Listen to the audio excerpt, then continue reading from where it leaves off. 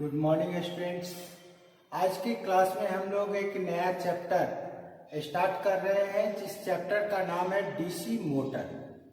आज हम लोग डीसी मोटर जो नया चैप्टर स्टार्ट कर रहे हैं, सबसे पहले ये जानते हैं कि डीसी मोटर में क्या क्या हमको पढ़ना है। तो डीसी मोटर में हम सबसे पहले हम लोग देखेंगे कि डीसी मोटर किस सिद्धांत पर काम करता है, डीसी मोटर की मौलिक आवश्यकता, फंडामेंटल जो उसका इम्पोर्टेंस है, फंडामेंटल जो उसकी जरूरतें हैं वो क्या क्या है और वो किस नियम पर कार्य करता है। चैप्टर शुरू करने से पहले मैं आपको बताना चाहूंगा कि कोई भी एग्जाम पास करने के लिए हम लोग को उस चैप्टर का डिटेल्स जानकारी होना चाहिए।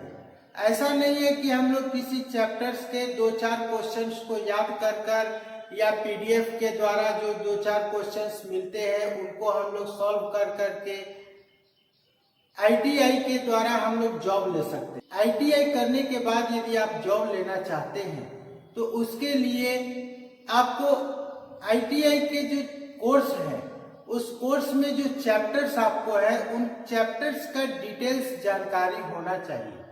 जब तक आपके पास डिटेल्स जानकारी नहीं होगा तब तक आप किसी भी जॉब में सक्सेस नहीं हो पाएंगे। तो आज का जो हम लोग चैप्टर स्टार्ट करते हैं, आज का जो चैप्टर है वो है डीसी मोटर।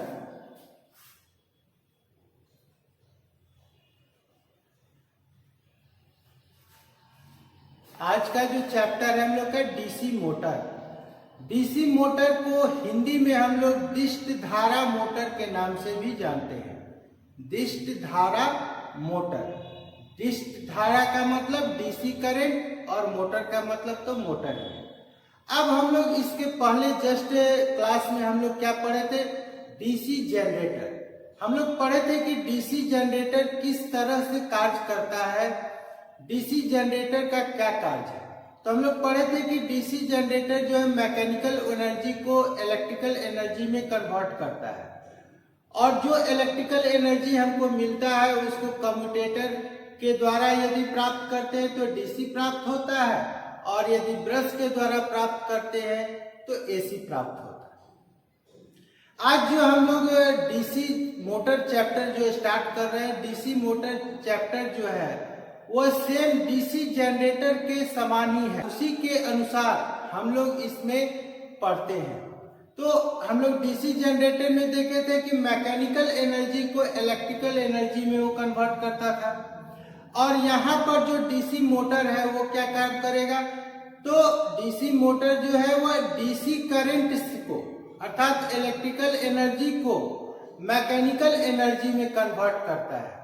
तो वैसा जो साधन है जो आपको डीसी करंट को डीसी हो या एसी या डीसी करंट को मैकेनिकल एनर्जी में कन्वर्ट करता है, उसको हम लोग डीसी मोटर कहते हैं। मोटर दो तरह के होते हैं, एसी मोटर और डीसी मोटर। मोटर जो है वो दो तरह के हो गए, एसी डीसी। एसी मोटर किसको कहेंगे, जो मोटर एसी करंट को, जिस मोटर में हम लोग एसी करंट देते हैं और उसको वह मैकेनिकल एनर्जी में कन्वर्ट करता है, मैकेनिकल ऊर्जा में बदलता है, उसको एसी जनरेटर कहेंगे। और डीसी जनरेटर किसको कहेंगे, तो जो डीसी सप्लाई को जो मैकेनिकल ऊर्जा में बदलता है उसको डीसी मोटर कहते हैं। अब सबसे पहला जो ये बात आया कि सिद्धांत क्या है, मोटर किस सिद्धांत पर कार्य करता है। तो डीसी मोटर जो है विद्युत चुंबकीय खिंचाव के सिद्धांत पर काम करता है। डीसी मोटर विद्युत चुंबकीय खिंचाव के सिद्धांत पर कार्य करता है। डीसी मोटर विद्युत चुंबकीय खिंचाव के सिद्धांत पर कार्य करता है, जिसको इंग्लिश में मैग्नेटिक ड्रैगन कहते हैं। ये मैग्नेटिक ड्रैगन है क्या, ये किस प्रकार से कार्य करता है। हम लोग ये जानते हैं कि यहाँ पर पहले से एक परमानेंट मैग्नेटिक क्षेत्र होता है और उस मैग्नेटिक क्षेत्र में कॉइल रखा हुआ होता है। तो जब हम लोग कॉइल में सप्लाई देते हैं तो वहां पर एक चुंबक उत्पन्न होता है जो पहले से उत्पन्न चुंबक के विरोध में कार्य करता है, जिसके कारण वहां एक टॉर्क उत्पन्न हो जाता है और उस टॉर्क के कारण क्या होता है, आर्मेचर हम लोग का घूम जाता है, घूमने लगता है। तो इसी को हम लोग कहते हैं विद्युत ड्रैगन, विद्युत चुंबकीय खिंचाव। इसी मोटर की मौलिक आवश्यकता क्या क्या है? पहला है हम लोग का मैग्नेटिक फील्ड, अर्थात उसमें चुंबकीय क्षेत्र होना चाहिए तभी वो काम करेगा। दूसरा जो मौलिक आवश्यकता क्या है? आर्मेचर, जिस पर हम लोग कंडक्टर को लपेटे हुए होते हैं, कॉइल को बनाए हुए होते हैं, तो वो आर्मेचर होना आवश्यक है।